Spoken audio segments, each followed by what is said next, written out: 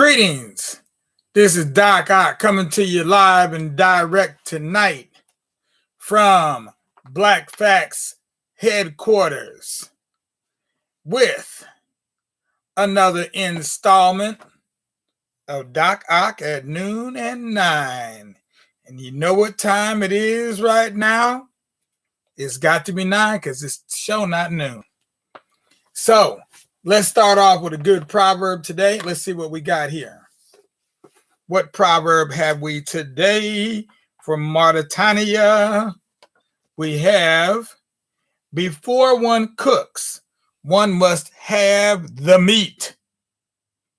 You heard James Earl Jones do that on the Arby ads.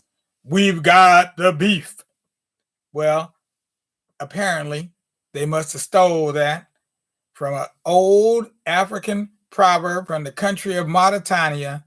Before one cooks, one must have the meat. And there we go. And we're going to do a poem coming up in here. This one is by Dudley Randall, and it's called Ancestors, because we're going to talk about some of our ancestors here in just a little bit. See what we got. Ancestors. Here we go. Ancestors by Dudley Randall, coming out of our book of African American Values, the African American Book of Values. Let's remember all of our ancestors, kings and queens and common folk too. Why is it why are our ancestors always kings and princes and never the common people? Was the old country a democracy where every man was a king? Or did the slave catchers steal only aristocrats and leave the field hands, laborers, street cleaners, garbage collectors, dishwashers, cooks, and maids behind? My own ancestor research reveals was a swineherd who tended the pigs in the royal pigsty and slept in the mud among the hogs? Really? Okay, interesting. Yet I'm as proud of him as of any king or prince dreamed up in fantasies of bygone glory. Well, that's Dudley Randall's take on ancestors. Not exactly mine, but I also don't believe that all of our ancestors were necessarily kings and queens either. But you need not be a king or a queen to be a great person. Matter of fact, some kings and queens were downright tyrants. They were tyrannical. They were off the chisane, if you may. So in some cases, you might not want to be affiliated with a king or a queen. So be careful what you ask for, because you might just get it. Now, tonight, we're going on with our main story, which is about ancient African kingdoms. So we're going to talk about more than one. So this will take us through the end of the week, because it'll be in more than one part. And tonight we're going to focus on a few ancient kingdoms, the ancient kingdoms of Kush and Nubia. Kush and Nubia. And I'm going to put on my glasses so I can do some close reading here. Yes. It all becomes clear to me now. Ooh, but you are quite fuzzy on the other hand. So I'm going to have to look over top of the glasses if I want to look at you, and then look back through the glasses if I want to look at them. Okay, now I'm going to show you a picture of the first page, 2 pages here. Ancient African kingdoms and Nubia, Kush. Okay, Nubia and Kush were in approximately the same area. They're very close to each other. And we see it here on the map. Nubia Kush Empire from 800 BC to something 1500 maybe AD. I still can't quite make it out even with my glasses. And then it talks about other empires in here. Okay, but we'll get to them later. Meanwhile, Nubia and Kush, 800 BC or 850 BC to, looks like maybe 1500 AD.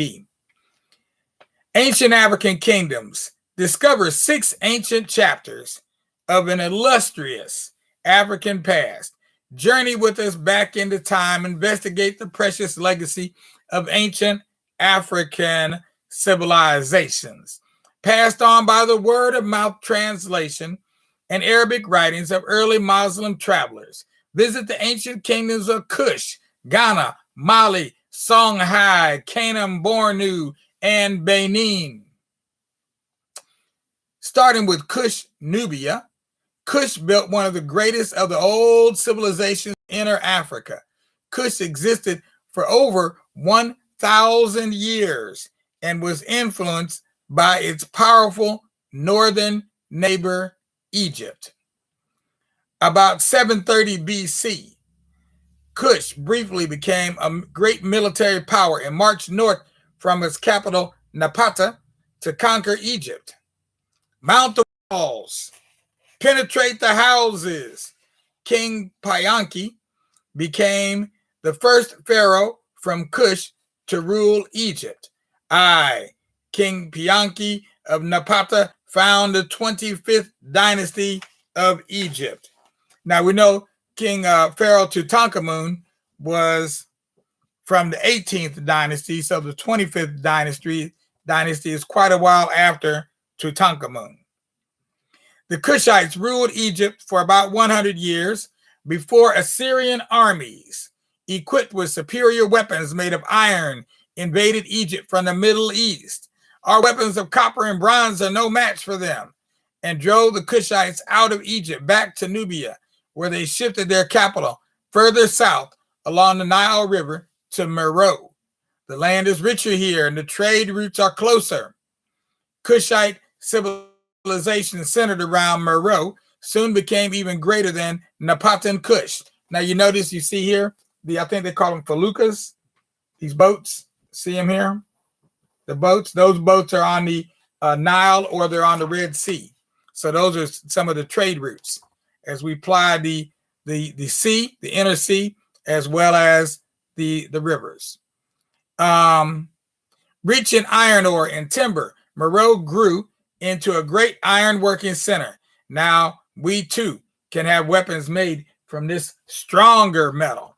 Many experts believed that the knowledge of ironworking spread southward from Meroe, and they call Meroe the iron center of ancient Africa. Along the riverside pastures there now appeared fine towns of masonry, palaces, and pyramids with a style and dignity totally Kushite. Although some Egyptian influence remained a part of Kushite daily life, there was a steady movement toward purely local beliefs and ideas. Beginning with the reign of King Natashan in 328 BC, Kushite hieroglyphs, or picture writing, came into use. By 225 BC, the Egyptian ram gods were replaced by a Kushite lion god, never seen before. The Kushites raised another African beast to a position of great importance, the elephant, which was used for warfare and royal prestige. The Kushites were most noted for their enterprise in trade. Even though separated from the rest of the world by vast deserts, their caravans traveled to distant lands.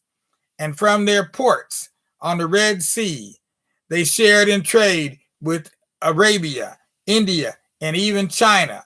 The Kushites traveled sometimes for reasons other than trade. Welcome to Rome, men of Kush. Merchants from distant lands also journeyed to the Kushite capital to sell their goods. After the crucifixion of Jesus, many Kushites became Christians. From the Bible, we learn that the Apostle Philip met an official from the Queen of Kush on the road from Jerusalem to Gaza. That's in Acts chapter 8. I believe Jesus is the Son of God, the man says. Come then, I shall baptize thee. A nearby empire Axum replaced Kush as a center of trade, and by 300 AD, desert nomads slowly moved in. In 320 AD, King Malakerebar, the last king of Kush, was laid to rest in his pyramid. But Kushite civilization did not simply disappear.